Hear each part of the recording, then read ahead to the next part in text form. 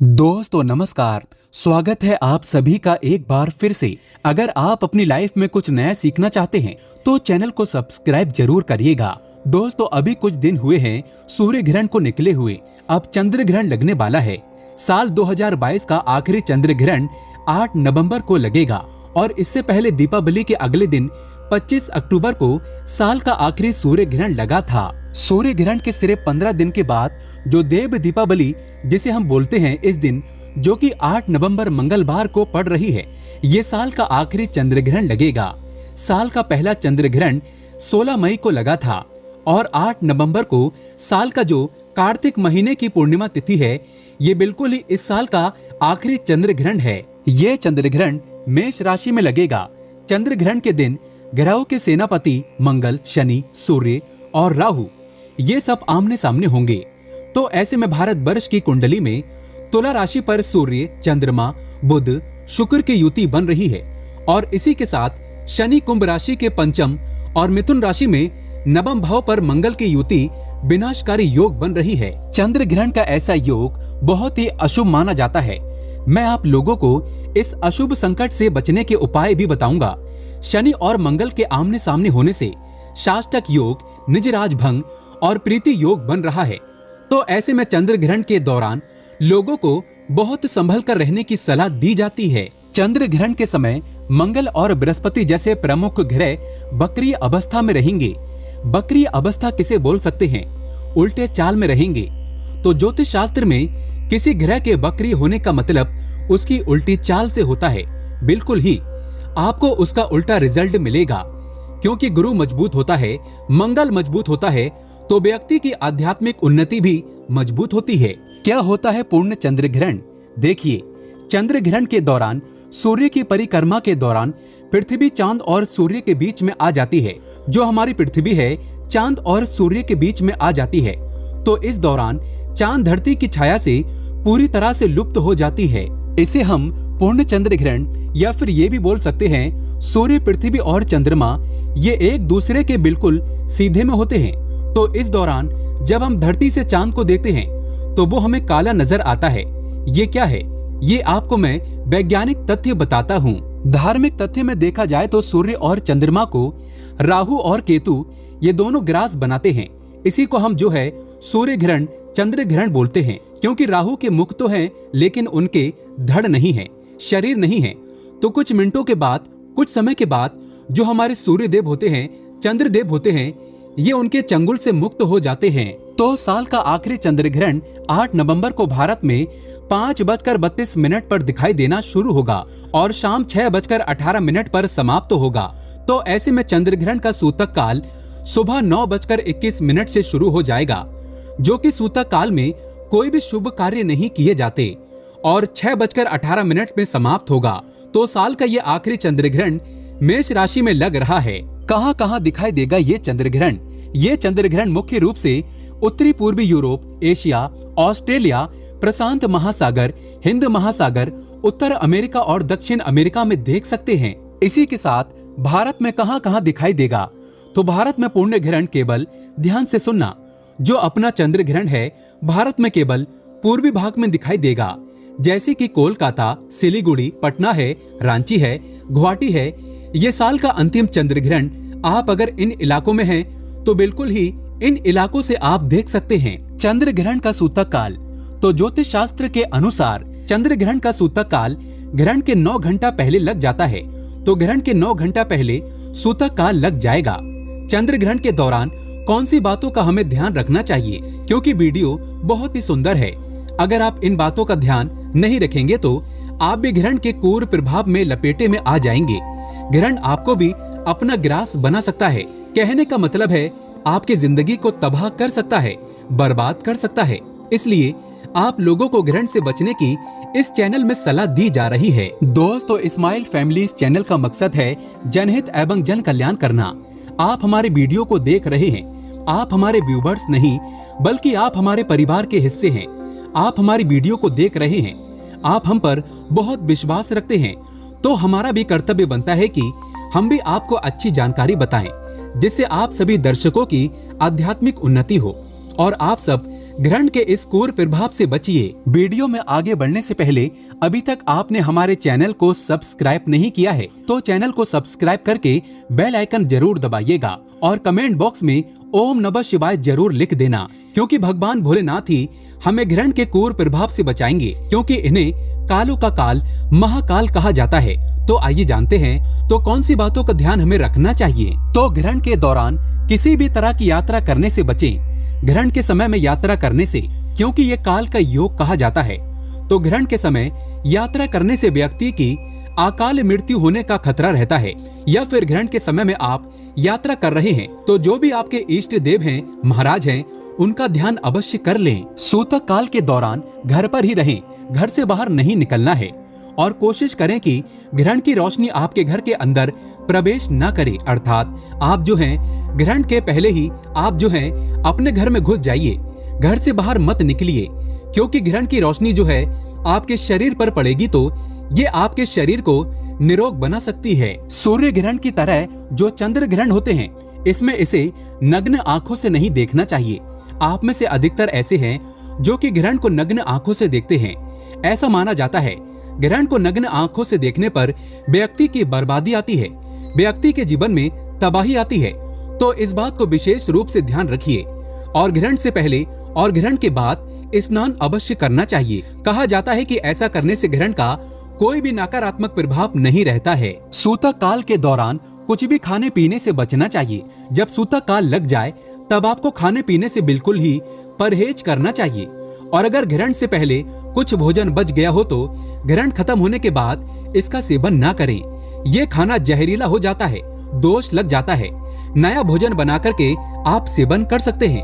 और अगर आप इस प्रकार के भोजन का सेवन करते हैं तो ये आपके शरीर में बीमारी लाता है, ये आपकी कुंडली में दुर्भाग्य को लेकर के आता है, आपके जीवन में बर्बादी लेकर के आते हैं। अब आप में से अधिकतर लोग बोलेंगे कि बचा हुआ खाना अगर हो तो इसका हम क्या करें। एक काम करें, बचे हुए खाने को आप गौ माता को दे दीजिए। वहाँ पे जो पशु है आप उनको खिला दीजिए। या फिर अगर आप स्वयं खाना चाहते हैं तो तुलसी के दल उसमें डाल करके खा सकते हैं। लेकिन मेरी सलाह है कि इस प्रकार के भोजन का सेवन ना करें। इस प्रकार का भोजन हमारे लिए स्वयं के लिए विनाशकारी हो जाता है। चंद्र ग्रहण के दौरान गर्भवती महिला रखे इन बातों का ध्यान, जैसे कि ग्रहण के दौरान गर्भवती महिला घर से बाहर न निकले, किसी भी परिस्थिति में ग्रहण को न देखे। ग्रहण के दौरान अपने पास दुर्वा घास जरूर रखें। दुर्वा घास रखने से ग्रहण का प्रभाव समाप्त हो जाता है। मैं सभी दर्शकों को बताना चाहूंगा कि चाहे आप गर्भवती हो या ना हो, कोई भी बहन हमारे वीडियो को देख रहे हैं, भाई हमारे वीडियो को देख रहे हैं, तो आपको अपने पास में दुर्वा घास जरूर रखना है। ऐसा माना जाता है दुर्वा घास रखने से ग्रहण का प्रभाव समाप्त होता है।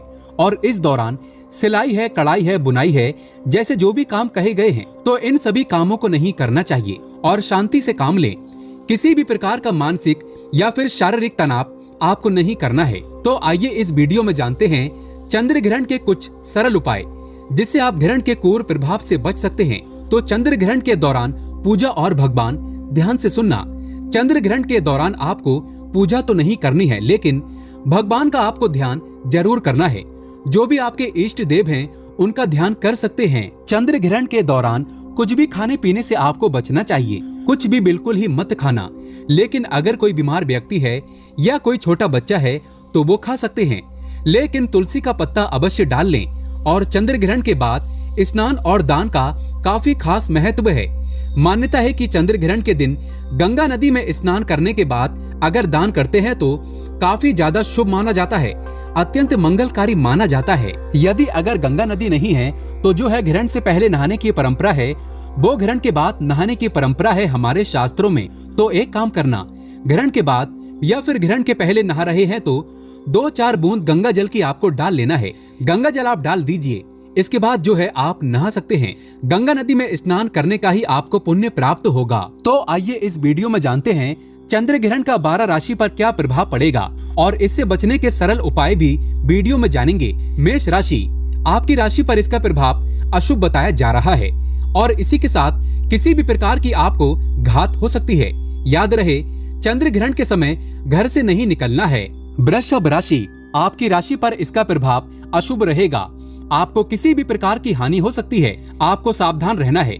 मैं आप लोगों को इससे बचने के उपाय भी वीडियो के आखिरी में बताऊंगा। मिथुन राशि, आपकी राशि पर यह चंद्र ग्रहण लाभकारी है, आपको किसी भी प्रकार का लाभ हो सकता है। कर्क राशि, आपकी राशि पर यह चंद्र ग्रहण सुखकारी है, धन यात्रा या अन्य प्रकार का आपको सुख मिल सकता है। और ये जो कर्क राशि वालों के लिए ये जो ग्रहण है बहुत शुभकारी कहा गया है, बहुत ही ज्यादा लाभ मिलेगा, किसी न किसी माध्यम से आपको लाभ मिलना शुरू हो जाएगा। सिंह राशि, आपकी राशि पर यह चंद्र ग्रहण अशुभ है, मान सम्मान को क्षति पहुंचा सकता है, इसलिए आपको कम बोलने की भी सलाह दी जाती है। मान हानि होने की पूर्ण रूप से संभावना है। जितने भी सिंह राशि के जातक हैं, ऐसे लोग विशेष रूप से ध्यान रखें, ग्रहण के बाद आपको बिल्कुल ही वाद विवाद से बचना है और कम आपको बोलना है। कन्या राशि, आपकी राशि पर यह चंद्र ग्रहण अशुभ है, आपको किसी भी प्रकार का मृत्यु तुल्य कष्ट हो सकता है, इसलिए आपको इन कष्टों से बचना है। तो भगवान शंकर जी का ध्यान करें। वीडियो के आखिरी में मैं आप लोगों को कुछ और सरल उपाय बताऊंगा। तुला राशि, आपकी राशि पर यह चंद्र ग्रहण अशुभ है, आपको स्त्री पीड़ा हो सकती है, इसलिए स्त्री संबंध जितने भी कार्य कहे गए हैं इनसे आपको बचना चाहिए, आपको स्त्री पीड़ा हो सकती है। वृश्चिक राशि, आपकी राशि पर यह चंद्र ग्रहण शुभ है, बिल्कुल ये आपको सुख देने वाला चंद्र ग्रहण कहा गया है। वृश्चिक राशि के लिए आपको बहुत ही ज्यादा इसमें लाभ प्राप्त होगा, किसी न किसी माध्यम से धन खिंचा चला आएगा। धनु राशि, आपकी राशि के लिए ये चंद्र ग्रहण अशुभ माना जा रहा है, ये किसी भी प्रकार की आपको चिंता दे सकता है, इसलिए धनु राशि के लोग ग्रहण के क्रूर प्रभाव से बचने के लिए भगवान हनुमान जी महाराज की पूजा जरूर करें। मकर राशि, मकर राशि वालों के लिए ये चंद्र ग्रहण अशुभ है। चंद्र ग्रहण अशुभ फल आपको भी देने वाला है, क्योंकि किसी भी बात को लेकर के आप जो है व्यथा का सामना आपको करना पड़ सकता है, किसी परेशानी का सामना करना पड़ सकता है। दोस्तों आइए अब जान लेते हैं कुंभ राशि के बारे में। तो आपकी राशि के लिए ये चंद्र ग्रहण शुभ माना जा रहा है, यश श्री यानी धन प्राप्ति करने का योग बन रहा है। जितने भी कुंभ राशि के लोग हैं इनके लिए धन प्राप्ति करने का सबसे अच्छा समय रहेगा। इसके बाद है मीन राशि जो कि अंतिम राशि है। तो आपकी राशि पर यह चंद्र ग्रहण अशुभ असर देने वाला माना जा रहा है, या किसी भी प्रकार की आपको क्षति पहुंचा सकता है। तो जितने भी मीन राशि के लोग हैं ऐसे लोग भी सावधान हो जाएं। चंद्र ग्रहण के बुरे प्रभाव से बचने के लिए क्या करें? तो चंद्र ग्रहण के बुरे प्रभाव को कम करने के लिए चंद्र ग्रहण के दौरान गुरु मंत्र का जाप करना चाहिए। आपको गुरु मंत्र जो भी मिले, जैसे कि बहुत से लोगों को गुरु मंत्र में गायत्री मंत्र दिया जाता है, श्री राम मंत्र दिया जाता है, या फिर देवी माता का मंत्र दिया जाता है, तो आप इन मंत्रों का जाप कर सकते हैं। गुरु से अगर आपको मिले हैं तो, अगर आपके गुरु नहीं है तो भगवान शंकर जी को गुरु मान करके आप इनके मंत्र का जाप कर सकते हैं। और ज्योतिष शास्त्र के अनुसार अगर देखा जाए तो गुरु ग्रह के आप जो है बीज मंत्र भी अगर जाप करते हैं तो ये ग्रहण के क्रूर प्रभाव से आपको बचाते हैं, क्योंकि गुरु ग्रह को ग्रहों का कहा जाए तो गुरु कहा जाता है और इसे ग्रहों का ताला कहा जाता है। बिल्कुल इसे ग्रहों का ताला कहा जाता है। तो आपको गुरु ग्रह को मजबूत करना है। जिनके गुरु मजबूत होते हैं तो ऐसे व्यक्ति को फिर किसी भी प्रकार की कोई हानि नहीं होती है। तो गुरु ग्रह के बीज मंत्र नोट करके रखिए। ओम ग्राम ग्रीम ग्रोम स्वाहा गुरुबे नमः। एक बार फिर से ध्यान से सुनिए। ओम ग्राम ग्रीम ग्रोम स्वाहा गुरुबे नमः। ये गुरु मंत्र है। जितना ज्यादा आप इनका जाप करेंगे उतना ही ज्यादा आपको इसका अच्छा रिजल्ट मिलेगा। इसके अलावा ग्रहण के दौरान आप जो है महामृत्युंजय मंत्र का जाप कर सकते हैं। साथ ही ग्रहण के दौरान मुंह में जो है तुलसी का पत्ता रखना चाहिए। ऐसा माना जाता है, वीडियो ध्यान से सुनिएगा, ग्रहण के समय मुंह में तुलसी का पत्ता रखने से ग्रहण का दुष्ट प्रभाव व्यक्ति के ऊपर नहीं पड़ता, क्योंकि तुलसी माता को पवित्र कहा जाता है। इसके सामने कोई भी नकारात्मक शक्ति टिक नहीं पाती। ग्रहण क्या है? एक प्रकार की नकारात्मक शक्ति है। इस समय आसुरी शक्ति विद्वान हो जाती है, बढ़ जाती है। तो शास्त्रों के अनुसार ग्रहण लगने से पहले स्नान करना चाहिए और ग्रहण लगने के बाद भी शुद्धिकरण के लिए स्नान करना चाहिए। इससे तन और मन दोनों की शुद्धिकरण होती है। तो ग्रहण के क्रूर प्रभाव से बचने के लिए जितना ज्यादा हो सके महामृत्युंजय मंत्र का जाप करना। महामृत्युंजय मंत्र को अति उत्तम कहा गया है। ग्रहण के दौरान मंत्र का जाप करने से ग्रहण का क्रूर प्रभाव समाप्त होता है। इसके साथ अगर आपको गुरु के द्वारा गायत्री मंत्र प्राप्त है या फिर गायत्री मंत्र आपको याद है तो गायत्री मंत्र का जाप भी कर सकते हैं। ये बहुत ही लाभकारी रहता है। इसी के साथ सभी दर्शकों को बताना चाहूंगा, ग्रहण के पूरे समय में आपको एक बात का विशेष ध्यान रखना है। ग्रहण के समय में आपको सोना नहीं है। ऐसा माना जाता है जो व्यक्ति ग्रहण काल में सोते हैं ऐसा व्यक्ति हमेशा बीमार पड़े रहते हैं। ऐसे व्यक्ति को भविष्य में चल करके असाध्य बीमारी हो जाती है, जैसे कि कैंसर है, टीबी है, भयानक ऐसी बीमारियां होती हैं जिससे व्यक्ति का इलाज होना असंभव है। तो कोशिश करें कि ग्रहण के समय में बिल्कुल आप ना सोएं। अगर सोते भी हैं तो भगवान के बीज मंत्रों का ध्यान करके सोना चाहिए। और मैं आप सभी दर्शकों को, जितने भी 12 राशि वाले हैं, मैं सभी को बताना चाहूंगा कि आपकी राशि पर ग्रहण पड़ रहा है तो इनका प्रभाव बिल्कुल ही देखने को मिलेगा, लेकिन ये सबके ऊपर में नहीं होता। अगर आप कोई सरल उपाय कर लेते हैं तो ग्रहण के क्रूर प्रभाव से बच सकते हैं। तो एक काम करना, क्योंकि इस दिन मंगलवार है, ग्रहण समाप्त होने के बाद जैसे ग्रहण समाप्त होगा, हनुमान जी महाराज जी के सामने, हनुमान जी महाराज जी के पास में जाकर के आप जो है, चाहे ग्रहण के बाद में कर सकते हैं, चाहे दूसरे दिन भी कर सकते हैं। हनुमान जी महाराज जी को एक काम करना, आप जो है लाल कलर की मसूर की दाल होती है, ये आपको मसूर की दाल आपको भेंट कर देना है। इससे हनुमान जी महाराज आपके ऊपर ग्रहण का प्रभाव जो है उसे समाप्त कर देंगे। ऐसा भी माना जाता है जो व्यक्ति बजरंग बाण का पाठ करते हैं ग्रहण के समय में, मैं तो कहता हूँ बजरंग बाण का पाठ करना चाहिए। सारे नकारात्मक शक्तियों से हमें बचाते हैं। बजरंग बाण किसके हैं? हनुमान जी महाराज के हैं। जिस प्रकार राम बाण अमोघ है, उसी प्रकार बजरंग बाण भी अमोघ कहे गए हैं। बजरंग बाण एक प्रकार का पाठ होता है, स्तोत्र होता है। तो ऐसा माना जाता है ग्रहण के समय में बजरंग बाण का पाठ करने से जितने भी क्रूर प्रभाव होते हैं समाप्त हो जाते हैं। आपको ग्रहण का कभी भी कोई प्रभाव नुकसान नहीं कर पाएगा। इसलिए हो सके तो बजरंग बाण का पाठ करें, हनुमान चालीसा का पाठ करें। हनुमान जी महाराज कलयुग में एकमात्र ऐसे जीवित देवता हैं जो कि राहु के ऊपर में, बिल्कुल ही राहु के ऊपर में बैठे हुए देव कह सकते हैं। जो राहु है किसी भी देवी देवता को नहीं छोड़ते हैं, लेकिन ये हनुमान जी महाराज को देखकर इनके पसीने निकल जाते हैं। हनुमान जी महाराज जी इन्हें बिल्कुल ही अपने बंधन में बांध करके रखे हैं, बिल्कुल ही इसके जुबान पर लगाम लगा करके रखे हैं। तो हनुमान जी की आप शरण में जाइए। आप हो सके तो जितना ज्यादा महामृत्युंजय मंत्र का जाप करना, भगवान शंकर जी के किसी भी मंदिर में चले जाना, मंदिर में जाकर के भगवान शंकर जी के सामने माथा टेक लेना, महामृत्युंजय मंत्र का केवल आप जो है 21 बार जाप कर लेना, ग्रहण के क्रूर प्रभाव समाप्त हो जाएंगे। या फिर आपको ऐसा लगता है कि ग्रहण के प्रभाव आपके जीवन को बर्बाद कर सकते हैं, काफी परेशान हैं, तो एक काम जरूर करना, अपने शरीर से 7 बार आपको लेना है चावल। जी हाँ, आपको 7 बार थोड़े से 1 मुट्ठी चावल लेना है और आपको अपने शरीर से 7 बार उतारा करना है। उतारा करने के बाद इसे बहते हुए जल में बहा देना है। तो इससे भी ग्रहण के क्रूर प्रभाव होते हैं वो भी समाप्त हो जाते हैं। और दोस्तों, दिन भर आप जो है ग्रहण काल के समय में, जितने टाइम भी ग्रहण काल रहेगा, उस समय तुलसी के दल अपने मुख में रखिए, लेकिन इस दिन तुलसी को स्पर्श मत करना। तुलसी को स्पर्श करने से भयंकर पाप लगता है। पहले से एक दिन तुलसी का पत्ता तोड़कर रख लेना है। तुलसी के नीचे में जो पत्ते झड़े हुए होते हैं, आप उनका भी प्रयोग कर सकते हैं। मुख में दबाकर के रखने से ग्रहण के प्रभाव समाप्त हो जाते हैं, अर्थात ग्रहण का अशुभ प्रभाव आपके ऊपर में नहीं पड़ता। सच्चे दिल से कमेंट बॉक्स में लिखें जय चंद्रदेव। भगवान चंद्रदेव आपके जीवन में कभी ग्रहण नहीं लगने देंगे। चंद्रदेव के लिए एक लाइक तो बनता है। धन्यवाद।